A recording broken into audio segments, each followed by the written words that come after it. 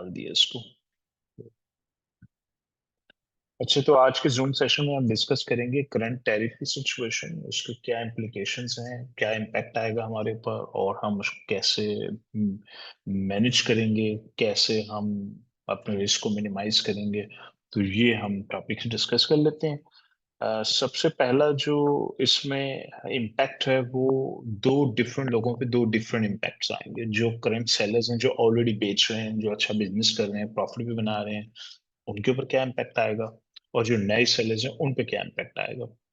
अच्छा, जो sellers already बेच रहे हैं, आ, उनके ऊपर इम्पैक्ट डेफिनेटली आएगा, सेल्स कम होंगी। आ, और सबसे बड़ा जो चैलेंज है वो ये है कि टैरिफ्स जो लग रहे हैं वो हम कॉस्ट ऑफ गुड्स पे कंप्यूट करते हैं, वो हम रिटेल प्राइस पे नहीं करते। तो कॉस्ट ऑफ गुड्स जो है, जहां 145% का टैरिफ लग रहा है, तो उसकी मैं आपको कैलकुलेशन थोड़ी सी समझा देता हूँ। तो अगर आपकी प्रोडक्ट $10 की बिक रही है, तो वो अब $24 की नहीं बिकेगी, क्योंकि बहुत से लोग इस गलतफहमी का शिकार हैं कि $10 की प्रोडक्ट मेरी अब $24 की चली जाएगी। ऐसा नहीं है। आपकी प्रोडक्ट $20 पे भी नहीं जाने वाली। आपकी प्रोडक्ट की जो प्राइस इंक्रीज होगी, रिटेल प्राइस की मैं जो बात करूँ, वो होगी $12 से $13। यानी अब आपकी प्रोडक्ट जो है वो $2 से $3 एक्सपेंसिव हो जाएगी। अच्छा, उसकी वजह ये है कि ये जो टैरिफ्स लग रहे हैं, ये कॉस्ट ऑफ गुड्स के ऊपर होते हैं, ये रिटेल प्राइस के ऊपर नहीं है। तो कॉस्ट ऑफ गुड अगर $10 की मेरी प्रोडक्ट है, मेरी प्रोडक्ट लाइकली $1.5 की आ रही होगी।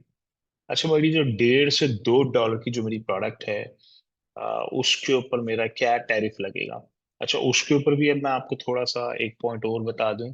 वो ये है कि हम लोग अमेजोन ग्लोबल लॉजिस्टिक्स नहीं यूज करते। हम इसी के अंदर, एक्सट्रीम कॉमर्स के अंदर, हम लोग ग्लोबल अमेजोन ग्लोबल लॉजिस्टिक्स नहीं यूज करते। अमेजोन ग्लोबल लॉजिस्टिक्स अगर हम यूज कर रहे होते, तो अमेजोन बहुत स्ट्रेट फॉरवर्ड जो पेपर है, डॉक्यूमेंट्स है, उसके ऊपर काम करता है।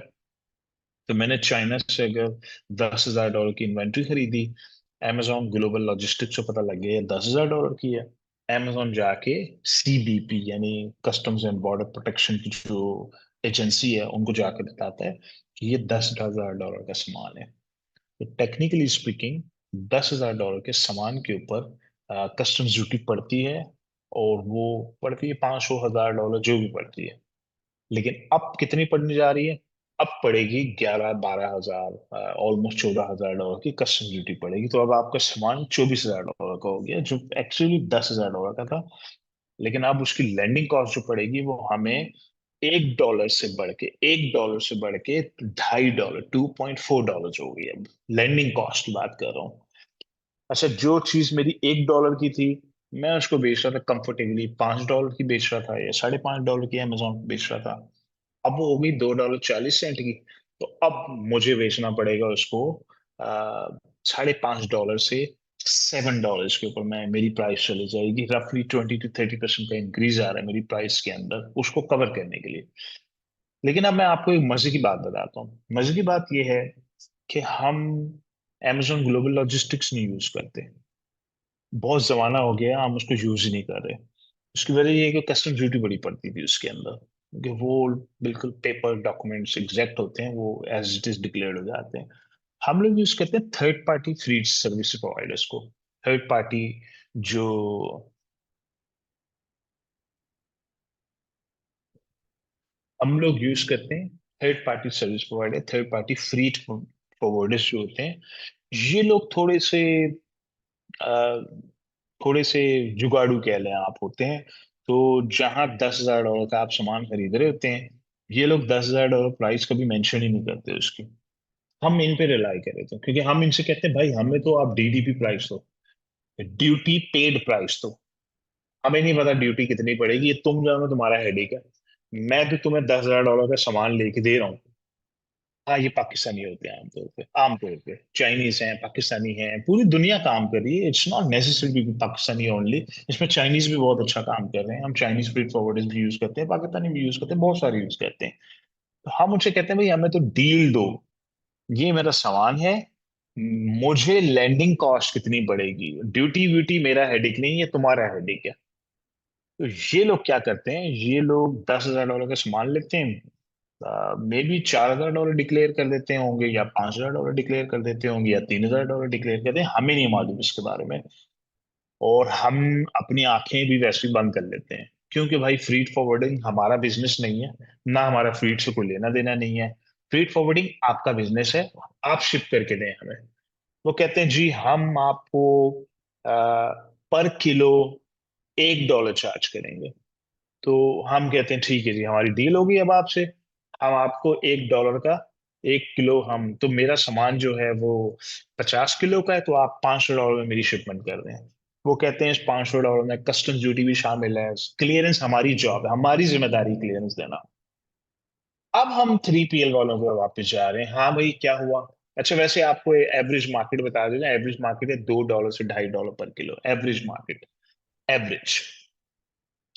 तो फ्री फॉरवर्डिंग वाले हमें कह रहे हैं कि अब हमारे रेट्स बढ़ने जा रहे हैं, हम आपसे 30 सेंट एक्स्ट्रा पर किलो लेंगे, कोई कह रहा है हम 40 सेंट एक्स्ट्रा पर किलो लेंगे, कोई कह रहा है 45 सेंट एक्स्ट्रा पर किलो लेंगे। तो हमारे लिए ऑनेस्टली स्पीकिंग अभी भी ये बहुत नेग्लिजिबल है, अभी भी नेग्लिजिबल है, हमें नहीं फर्क पड़ रहा, हमें को बहुत ज्यादा फर्क नहीं पड़ रहा। यानी ऐसा नहीं कि बहुत एक्सपेंसिव होने जा रहे हैं। तो अब कुछ फ्री फॉरवर्ड कह रहे हैं नहीं नहीं, हमने शिपिंग का बिजनेस बंद कर दिया है, अब हम 15 दिन वेट करेंगे, हम 1 महीना वेट करेंगे। वो भी कह रहा है हम 1 महीना वेट कर, क्यों? क्योंकि ड्यूटी इन्होंने पे करनी है, हमने नहीं पे करनी। ड्यूटी पे करना इनका काम है। तो लाले इनको पड़े हुए हैं, और हमें लाले इस बात के पड़े हुए हैं कि भाई फ्रीट फॉरवर्डिंग वाले अपना बिजनेस ना बंद कर लें। फ्रीट फॉरवर्डिंग वाले अब हमें आ रहे हैं, डिफरेंट फ्रीट फॉरवर्डिंग वालों के डिफरेंट रिस्पॉन्सेज आ रहे हैं। कोई कह रहा है मैं 40 सेंट एक्स्ट्रा लूंगा आपसे, कोई कह रहा है 45 सेंट एक्स्ट्रा लूंगा पर किलो, पर किलो। अच्छा, हमने अपनी रफ कैलकुलेशन, कुछ अकाउंट्स है मैंने इनको रफ कैलकुलेशंस टीम के साथ करवाई, कि भाई मुझे नेट इम्पैक्ट बताओ क्या आ रहा है, मुझे लैंडिंग कॉस्ट बताओ। तो काफी सारी कैलकुलेशंस करने के बाद पता लगा कि कुछ हमारे आइटम्स हैं जो $1.50 के पहले आ रहे थे। लैंडिंग की बात कर रहा हूँ, लैंडिंग। अब उसकी लैंडिंग में 20 सेंट बढ़ गया। तो किसी का 20 सेंट लैंडिंग बढ़ रही है, किसी की 30 सेंट लैंडिंग बढ़ रही है, लेकिन कोई चीज डॉलर्स में नहीं जा रही, सेंटों में जा रही है। ऐसी कोई भी प्रोडक्ट मैंने अभी तक नहीं देखी जो डॉलर्स में $1.50 से जंप करके $2.50 में चला गया, ऐसी कोई भी प्रोडक्ट नहीं है। अगेन दोबारा समझने की कोशिश करें, अगर हम लकीर के फकीर हों और स्ट्रेट लाइन में चलेंगे और amazon ग्लोबल लॉजिस्टिक्स को यूज करेंगे, या किसी बहुत बड़े ब्रांड नेम को यूज करेंगे, $10,000 सामान हमें वाकई $24,000 का पड़ेगा, उस पर वाकई $14,000 कस्टम ड्यूटी पड़ने जा रही है। तो आपका आपका $1 की प्रोडक्ट वाकई $2.40 की चली जाएगी आपकी। तो वो एक बड़ा इम्पैक्ट है, अच्छा मेजर इम्पैक्ट है। लेकिन हम थर्ड पार्टी फ्री फॉरवर्डर्स को यूज करते हैं, और ये लोग, हम अपनी आंखें बंद करते हैं। हम इनसे कहते हैं भाई डिलीवरी रेट बताओ, पर किलो का रेट बताओ, कस्टम ड्यूटी क्लियरेंस के साथ मुझे रेट चाहिए। तो वो 30 सेंट, 40 सेंट, 50 सेंट रेट बढ़ रहे हैं पर किलो। उसके ऊपर जब हम कैलकुलेट करके देखते हैं कि हमारी क्या नेट इम्पैक्ट, हमें क्या आ रहा है, वो 10 सेंट, 20 सेंट, 30 सेंट है। तो बहुत ज्यादा इम्पैक्ट हमारे प्राइसेस में नहीं आ रहा। तो मैं अभी वेट एंड वॉच कर रहा हूँ। तो रिटेल प्राइस हो सकता है 10% बढ़ जाए, 20% बढ़ जाए। तो सिचुएशन बहुत ज्यादा हॉरिबल तो अभी नहीं लग रही मुझे, कंसीडरिंग कंसीडरिंग के थर्ड पार्टी फ्रीट वाले बस काम करते रहे, हमें डीलें देते रहे। और मुझे थ्रेट उस वक्त महसूस होगा जब थर्ड पार्टी फ्लीट वाले बोलेंगे कि भाई हमने बिजनेस ही बंद कर दिया, हम ये बिजनेस ही नहीं कर रहे, हम आपका सामान लेके ही नहीं जा रहे। उस वक्त हमें लाले पड़ेंगे कि यार कोई थर्ड पार्टी फ्लीट प्रोवाइडर नहीं मिल रहा, अब क्या करें हम लोग। Then yes, then there is a trouble. Then trouble, अच्छा वो वाली ट्रबल एक्सट्रीम बता देता हूँ आपको। वो एक्सट्रीम केस, एक्सट्रीम सिनेरियो के अंदर मेरी $1 की प्रोडक्ट $2.40 की हो गई। मैं उसको बेचा था $5.5 में, अब मैं उसको बेचूंगा $7.5 का।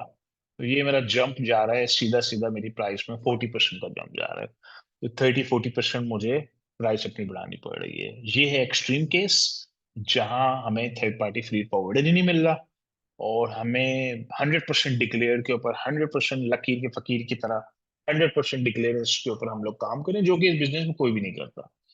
इस बिजनेस में कोई भी 100% डिक्लेयर नहीं करता, कोई भी लकीर के फकीर की तरह काम नहीं करता। एप्पल करता है, माइक्रोसॉफ्ट करता होगा, amazon करता होगा, ये जो थर्ड पार्टी सेलर जितने भी हैं कोई भी नहीं करता। तो सारे के सारे जो हैं अंडर डिक्लेयर करते हैं अपनी इनवॉइसेस को थर्ड पार्टी फ्लीट वॉलेट से, डीडीपी की डील्स लेते हैं हम लोग। हम लोग कभी भी डीडीयू की डील नहीं लेते सिवाय यूके के। यूके ऐसी मार्केट है जहां हम लोग डीडीयू डील्स लेते हैं, और हम कहते हैं कस्टम ड्यूटी हम खुद पे करेंगे। क्यों? क्योंकि हमने कस्टम ड्यूटी क्लेम बैक करनी होती है गवर्नमेंट से। हम जो 20% वैट स्कीम में होते हैं तो हम कस्टम ड्यूटी क्लेम करते हैं और गवर्नमेंट से पैसे वापस लेते हैं उसके। तो यूएस में ऐसा कोई कॉन्सेप्ट नहीं है। तो ये, आप सिनेरियो को दोबारा समझते हैं। ये आपको मैंने बैकग्राउंड बता दिया सबसे पहले कि ये बैकग्राउंड है, ये सिचुएशन है। इसमें नए सेलर्स कितना इम्पैक्ट होंगे, पुराने कितना होंगे? देखिए, पुराने सेलर तो इम्पैक्ट होगा, उसकी प्राइस भी बढ़ेगी। अ, अगर तो फ्रीट फॉरवर्डर्स वही 30 40 50 सेंट एक्स्ट्रा लेके पर किलो हमें डीलें देते रहे, जो कि दे रहे हैं। अभी हमारी टीम ने काफी सारे फ्लीट से बात की है। कोई कह रहा है मैं 15 दिन वेट कर रहा हूँ, कोई कह रहा है जी 1 महीना वेट कर रहा हूँ, कोई कह रहा है मैं आपसे 40 सेंट एक्स्ट्रा लूंगा, कोई कह रहा है हम 50 सेंट एक्स्ट्रा लेंगे, कोई कह रहा है 30 सेंट एक्स्ट्रा लेंगे आपसे। डिफरेंट लोग डिफरेंट डील्स, हम ऑफ कोर्स उसके हिसाब से कॉन्फ़िगर कर लेंगे।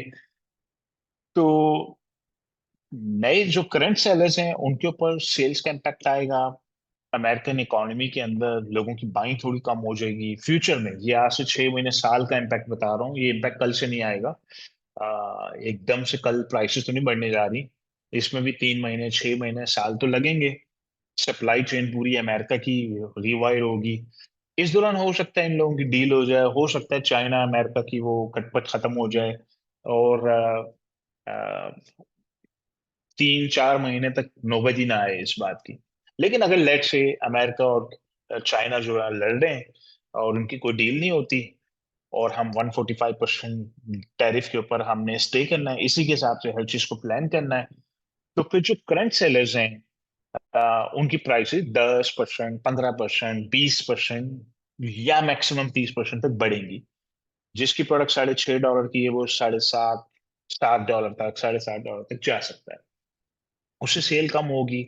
लेकिन मार्केट में हम अकेले नहीं है सेल प्राइस बढ़ाने वाले, पूरी मार्केट प्राइस बढ़ाएगी। अच्छा, जब पूरी मार्केट ही प्राइस बढ़ाएगी तो हमारी रैंकिंग वहीं की वहीं खड़ी रहेगी, हमारी रैंकिंग पे भी कोई इम्पैक्ट नहीं होगा।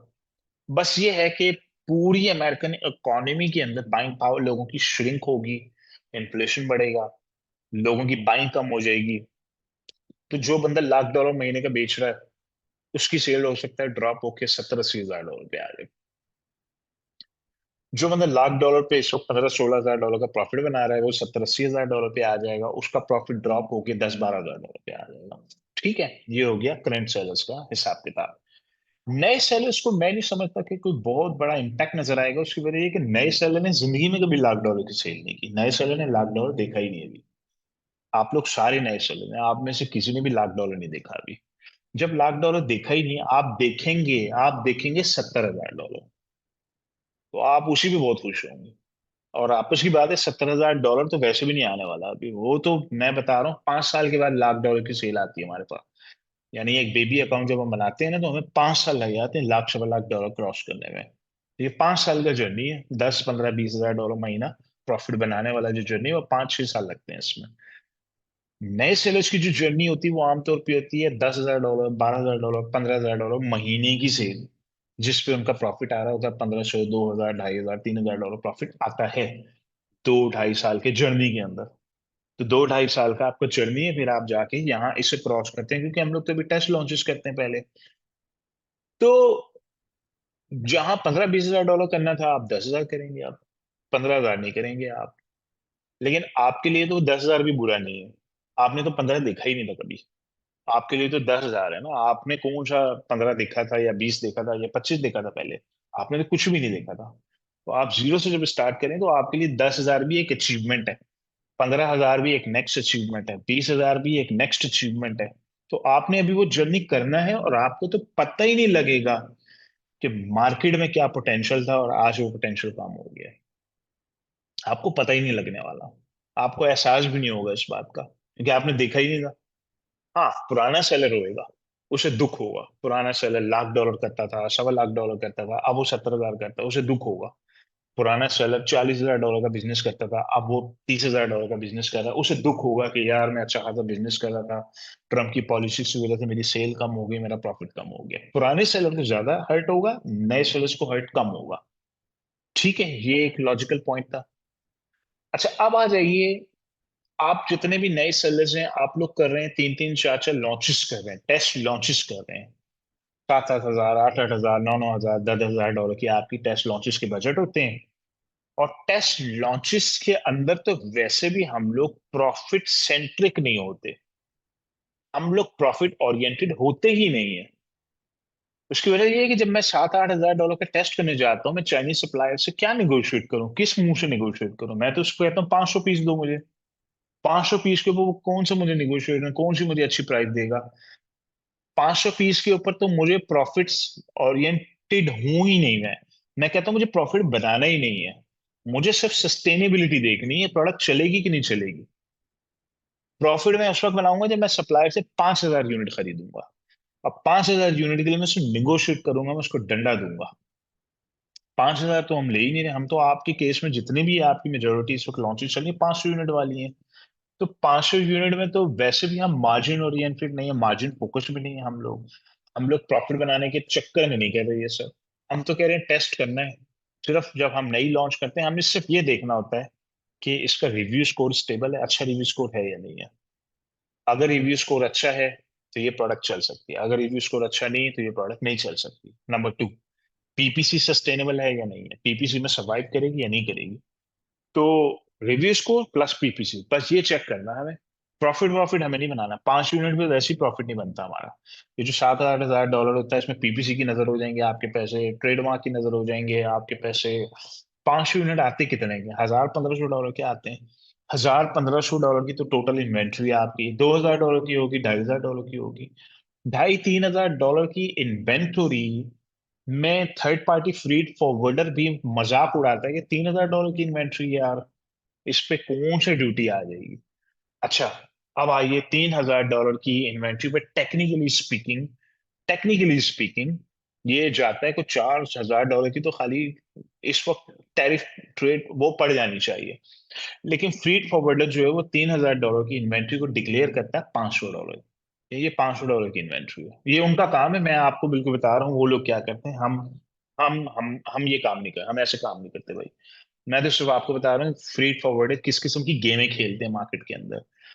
500 डॉलर की इन्वेंट्री पे 500 डॉलर, 600 डॉलर, 700 डॉलर जो भी टैरिफ बनेगा वो दे देगा, और हमें उसके हिसाब से वो डील दे देगा, मैं पर किलो आपको इतना चार्ज करूँ। तो मेरा जो नेट इम्पैक्ट आएगा 500 यूनिट के ऊपर, अगर एक चीज लेट से मेरी $3 की या $2.5 की पड़ रही है, तो वो $2.5 से जंप करके अब $3 पड़ेगी, तो मेरी लैंडिंग कॉस्ट 50 सेंट लेट्स बढ़ गई, 30 सेंट बढ़ गई, 40 सेंट बढ़ गई, 50 सेंट बढ़ गई। तो मैं अकेला नहीं हूँ, पूरी मार्केट में सबके प्राइस बढ़ रहे हैं। तो पूरी मार्केट में जो सेलिंग प्राइस है, अगर उसकी $8, $9, $10 थी, अब वो 11 या $12 हो गई, या $11 हो गई, या $12 हो गई। तो पूरी मार्केट है। मैंने सिर्फ ये देखना है कि इसका रिव्यू स्कोर क्या आ रहा है, और इस पे पीपीसी का क्या इम्पैक्ट आ रहा है। जितनी देर में हम टेस्ट वेस्ट करके फारिग होंगे, उस वक्त तक और क्लैरिटी आ चुकी होगी पूरी मार्केट को। हो सकता है ये टैरिफ खत्म हो जाएं। आप लोग पिछले एक महीने से देख रहे हैं, एक दिन एक चीज होती है, अगले दिन वो वाइप आउट हो जाती है, तीसरे दिन कुछ हो जाता है, चौथे दिन कुछ हो जाता है, पांचवें दिन कुछ हो जाता है, छठे दिन कुछ हो जाता है। हर रोज न्यूज बदल रही है, हर रोज न्यूज चेंज हो रही है। तो टैरिफ्स जो हैं वो चाइना को भी हर्ट कर रहे हैं, अमेरिका को भी हर्ट कर रहे हैं। आज आज आज जो अनाउंसमेंट आ गई कि ट्रम्प ने कहा कि जी ठीक है, मैंने एक्सेम्पशन दे दी है, आईफोन्स के ऊपर और स्मार्ट चिप्स के ऊपर, कंप्यूटर्स के ऊपर कोई टैरिफ नहीं पड़ेगा। तो मजबूरी उनकी भी, उनको करना, उनको भी पता है कि ये एप्पल पूरी शट डाउन हो जाएगी, पूरी एप्पल कंपनी $3 ट्रिलियन की कंपनी शट डाउन हो जाएगी। उनका आईफोन अगर $1,000 से $3,000 पे चला गया, $3,500 पे चला जाएगा। तो उनको करना पड़ रहा है, बहुत कुछ करना पड़ रहा है। तो लेट्स सी क्या होता है। मैं तो वर्स्ट केस सिनेरियो बता रहा हूँ आपको, कि वर्स्ट केस सिनेरियो ये है कि टैरिफ 145% है और ये नहीं खत्म हो रहा। तो उस केस में हम क्या कर रहे हैं या कैसे सरवाइव करेंगे, उसकी मैंने आपको टेक्निक्स बता दी हैं कि थर्ड पार्टी फीड फॉरवर्डर्स किस तरह काम करते हैं, उनका बैकग्राउंड मैंने आपको बता दिया है, क्या इम्पैक्ट आएगा, कितनी प्राइस बढ़ेगी हमारी, कितनी प्राइस में इम्पैक्ट आएगा, लैंडिंग कॉस्ट कितनी बढ़ेगी, सेलिंग प्राइस कितनी बढ़ेगी, और पूरी मार्केट की बढ़ेगी। और जितनी देर में हम आपका टेस्ट कर रहे हैं, 6 महीना, 7 महीना, 8 महीना लग जाता है हमें एक लॉन्च करने में, टेस्ट लॉन्च करने में, दुनिया बदल जाती है। उस 6-7 महीने में चाइना अमेरिका की हो सकता है ट्रेड डील हो जाए, हो सकता है ये मसले खत्म हो जाएं, हो सकता है चेंजेस आ जाएं उसके अंदर। तो हमारे पास बहुत टाइम है, इस वक्त बहुत रूम है। जिन लोगों की टेस्ट लॉन्चेस हो रही हैं उनको तो वैसे भी इसमें कोई बहुत ज्यादा कंसर्न नहीं होना चाहिए। उसकी वजह ये है कि टेस्ट लॉन्च में हम मार्जिन फोकस वैसे भी नहीं होते। हम मार्जिन फोकस्ड होते हैं जब हमें प्रोडक्ट समझ आ जाती है। आप में से कुछ होंगे जिनकी प्रोडक्ट्स टेस्ट लॉन्चेस सक्सेसफुल हो चुकी हैं, और पता लग गया कि जी ये टेस्ट लॉन्च बहुत अच्छी जा रही है, अब हमने इसके 2,000 या 3,000 या 4,000 यूनिट ऑर्डर करने। हाँ, उनके लिए थोड़ी ट्रबल है, उनके लिए थोड़ा स्ट्रेसफुल होगा। टेस्ट लॉन्च वालों के लिए किसी किस्म का स्ट्रेस नहीं होना चाहिए। स्ट्रेस इस वक्त मुझे नजर आ रहा है उन्हीं लोगों का जिनके बड़े ऑर्डर प्लेस हो रहे हैं, जिनके 3,000 4,000 यूनिट के ऑर्डर हो रहे हैं, टेस्ट लॉन्च सक्सेसफुल हो गई है, अब हमें इसको रिप्लेनिश करना है इन्वेंट्री को। हाँ, उनके लिए यस एब्सोल्युटली कंसर्निंग है, स्ट्रेसफुल है कि जी अब मेरी क्या प्राइसिंग होगी, लैंडिंग क्या होगी, सेलिंग क्या होगी, मार्केट कैसे रिएक्ट करेगी। तो उनको मैंने एक्सप्लेन कर दिया कि थर्ड पार्टी फ्रीट वालों के साथ हम डील्स करेंगे। हम देखेंगे कि कौन हमें क्या डील दे रहा है। पर किलो के हिसाब से किसी का 30 सेंट बढ़ेगा, किसी का 40 बढ़ेगा, किसी का 50 बढ़ जाएगा।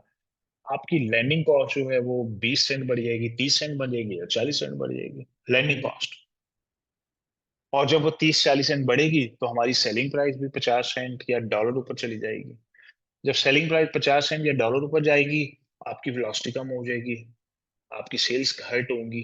अगर हम अकेले हैं, अगर हम सिर्फ अपनी प्राइस 50 सेंट या डॉलर ऊपर करें।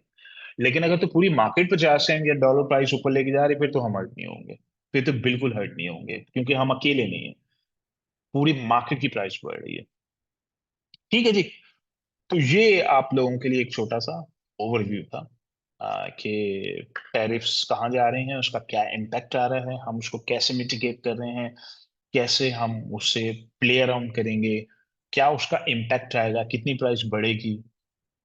अब इससे रिलेटेड अगर आप लोगों का कोई क्वेश्चन है तो आप लोग हैंड रेस करना शुरू कर दें, मैं आप लोगों को अनम्यूट कर देता हूँ। जी, ये मैंने रिकॉर्डिंग इसकी कर ली है, तो रिकॉर्डिंग भी मिल जाएगी आप लोगों को।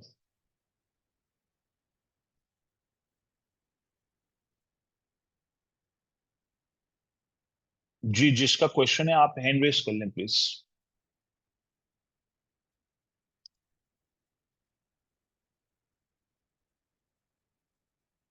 अच्छा, फिर इसके अलावा एक पॉइंट और भी ऐड कर दूं, बहुत सारे फ्री फॉरवर्डर्स हैं, वो ऑप्शंस दे रहे हैं कि हम आपकी प्रोडक्ट चाइना से वियतनाम राउट करेंगे, मलेशिया राउट करेंगे, वहां से आपको पहुंचा देंगे। लेकिन लेकिन मैं अभी इसके ऊपर किसी किस्म का कमेंट नहीं दे सकता। उसकी वजह ये है कि ये सब टॉल ऑर्डर्स हैं, ये बड़ी बड़ी बातें हैं सिर्फ।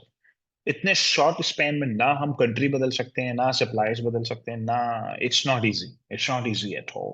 अली बाबा जो है वो टोटल डोमिनेटेड है, चाइनीज सप्लायर्स हैं। टीम लगी हुई है, टीम अब वियतनाम सप्लायर्स भी ढूंढने की कोशिश कर रही है, इंडिया से भी ढूंढने की कोशिश कर रहे हैं, मुल्क बदलने की कोशिश कर रहे हैं, सप्लायर बदलने की कोशिश कर रहे हैं। इधर फ्रीट वाले वो भी लगे हुए हैं, वो भी सर जोड़ के लगे हुए हैं कि हम रीराउटिंग कर देंगे, डिफरेंट कंट्री से रीलेबल करेंगे आपकी प्रोडक्ट को, मेड इन चाइना हटा के मेड इन वियतनाम करेंगे, फिर वियतनाम पोर्ट से रिडायरेक्ट करेंगे। हम आपको 30 सेंट एक्स्ट्रा चार्ज करेंगे, 40 सेंट एक्स्ट्रा चार्ज करेंगे इस सर्विस का, या डॉलर चार्ज करेंगे। तो भाई हमें ऑप्शंस आते रहेंगे, हम उसके हिसाब से कैलकुलेट करते रहेंगे। हम हो सकता है इतनी देर में सप्लायर ही नहीं ढूंढ लें। हम हो सकता है ऐसे फ्रीट फॉरवर्डर के साथ काम करें जो रीराउटिंग करके दे रहा हो, लैंडिंग कॉस्ट हो। हमें तो लैंडिंग कॉस्ट से मतलब है। अगर एक सप्लायर कह रहा है भाई मैं आपकी चाइना की प्रोडक्ट अमेरिका पहुंचा दूंगा, 40 सेंट एक्स्ट्रा लूंगा पर केजी, वी डोंट केयर। लेकिन अगर कोई शख्स कह रहा है मैं आपकी प्रोडक्ट वाया वियतनाम राउट कर दूंगा, सारे लेवल वेबल चेंज करा दूंगा, 20 सेंट एक्स्ट्रा लूंगा पर केजी, तो हम उस ऑप्शन चले जाएंगे। हमें तो ये देखना है हमारी लैंडिंग कॉस्ट पे क्या इम्पैक्ट आ रहा है। मेरी एक यूनिट की लैंडिंग कॉस्ट 10 सेंट ऊपर जा रही है, 20 सेंट ऊपर जा रही है, तो मैं उस ऑप्शन को पिक कर लूंगा जो भी मुझे सस्ता पड़ेगा। लेकिन ये सारे बड़ी बड़ी बातें हैं बेसिकली, ये इतना आसान काम नहीं है। मुल्कों से रीड करके किसी शिपमेंट, ये वहां ज्यादा बेहतर इसकी वायबिलिटी निकलती होगी जहां पे कंटेनर्स के ऑर्डर आते हैं। तो एक शख्स से उसके महीने का एक कंटेनर का ऑर्डर आता है, तो वो उसके लिए रीडाउटिंग फिर भी मेक सेंस करती होगी। हम लोगों के कंटेनर के ऑर्डर नहीं होते हैं, हम लोगों के सीबीएम लूज कंटेनर होते हैं, यानी कि छोटे एलटीएल होते हैं हमारे ऑर्डर्स, बड़े नहीं होते। तो हम लोगों के लिए शायद वो वाइबल ना हो, हमारे लिए यही वाइबल ज्यादा होगा कि हमें फ्रीट फॉरवर्डर चाइना से ही उठाए, हमारे एक्स्ट्रा पैसे हमसे चार्ज करे और हमें डीडीपी यानी कि दे, यानी कि customs delivered, customs duty paid and delivered के ऑप्शंस दे और हमसे चार्ज कर ले जो उसने एक्स्ट्रा चार्ज करना है।